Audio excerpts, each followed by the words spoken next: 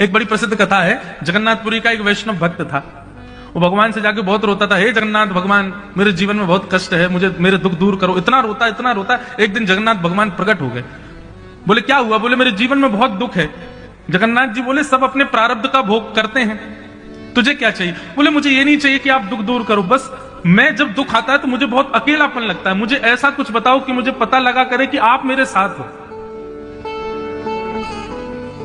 भगवान बोले जब भी पीड़ा लगा करे, जब भी तुम्हारा मन हुआ करे, तुम समुद्र के किनारे धूल में चल करके देखा करो, 2 पैरों के निशान तुम्हारे और साथ में 2 पैरों के निशान और दिखे तो समझना मैं संगी चल रहा हूं। बालक ने कहा ठीक है।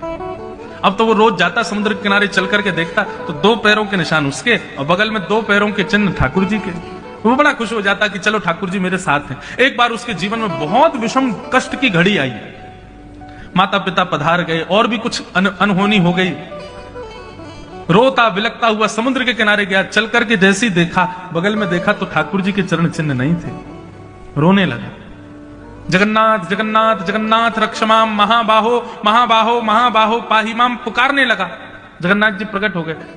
प्रकट होते ही बालक चिल्लाने लगा, बोले आप स्वार्थी हो, जब तक मेरे जीवन में थोड़ा सुख था तब आप संग थे, अब मेरे जीवन में विषम दुख आ गया तो आप भी छोड़ के चले गए, आपके चरण चिन्ह नहीं दिखाई दे रहे मुझको। भगवान बोले ऐसा नहीं है, उल्टा है। बोले क्या? जब सुख था तुम्हारे जीवन में तो तुम भी चल रहे थे और मैं भी चल रहा था, लेकिन अब दुख आ गए हैं तो तुम नहीं चल रहे हो, तुमको गोद में लेके मैं चल रहा हूं। ये तुम्हारे चरण चिन्ह नहीं है, ये मेरे हैं।